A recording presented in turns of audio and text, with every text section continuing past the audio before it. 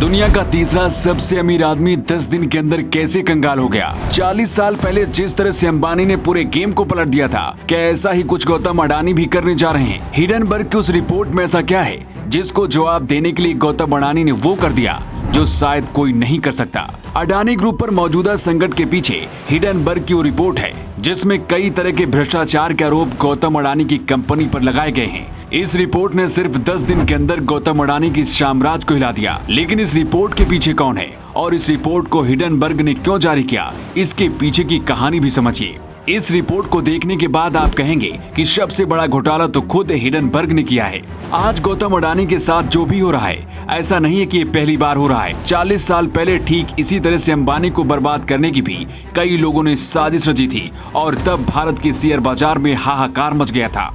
Share बाजार की दुनिया में हिडनबर्ग जैसी संस्थाएं सबसे बड़ा स्कैम करती हैं। जिस हिडनबर्ग ने रिपोर्ट जारी करके गौतम अडानी को बर्बाद करने की कोशिश की, उसने खुद गौतम अडानी के शेयर खरीदे और रिपोर्ट पब्लिश होने से पहले उन्हें बेच दिए। इसके बाद मार्केट में अडानी का शेयर टूटने लगा और सबसे बड़ा फायदा हिडनबर्ग को हुआ। इसके पहले भी हिडनबर्ग ऐसी रिपोर्ट जारी करके 16 से ज्यादा कंपनियों से करोड़ों रुपए कमा चुका है। शेयर मार्केट की दुनिया में इसे शॉर्ट सेलिंग कहते हैं, जो हिडनबर्ग करता है। लेकिन नेताओं की नासमझी की वजह से हिंदुस्तान के अंदर ही अडानी पर कई तरह के सवाल उठाए जा रहे हैं। लेकिन हिडनबर्ग जैसी कंपनियां इस पूरे खेल को कैसे करती हैं, अब आपको इसे भी समझाते हैं। जिन लोगों को लगता है कि अडानी खत्म हो गए, उन्हें धीरू भाई अंबानी की कहानी भी जान लेनी चाहिए। साल 1982 में धीरू भाई अंबानी की कंपनी ने रिलायंस के शेयर जारी किए। इस दौरान कोलकाता के कुछ शेयर दलालों ने धीरू भाई अंबानी को बर्बाद करने की साजिश रची। ऐसे लोगों को बेयर कहते हैं। ये वो लोग होते हैं जो शेयर की कीमत गिराकर उसे खरीद लेते हैं और फिर अच्छा पैसा कमाते हैं। ठीक उसी तरह से जैसे कि हिडनबर्ग करता है, यही काम अंबानी के साथ 1982 में हो चुका है, जो आज अडानी के साथ हो रहा है।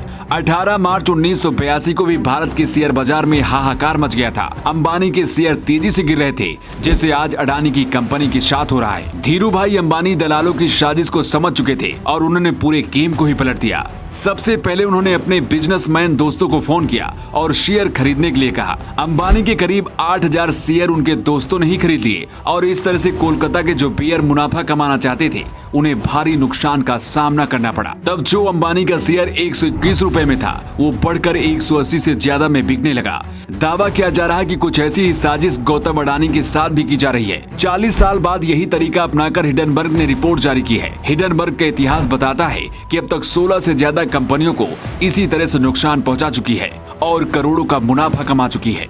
कभी दुनिया के दूसरे सबसे अमीर इंसान रहने वाले अडानी इस वक्त टॉप 20 अमीरों की लिस्ट से भी बाहर हो चुके हैं। अब तक अडानी के 8.3 करोड़ से भी ज्यादा पैसे डूब चुके हैं।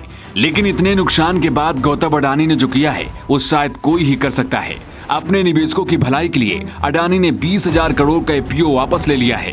कांग्रेस और विपक्ष आरोप लगा रही है कि मोदी सरकार अपना पूरा काला धन अडानी को देकर उसे छुपा रही है।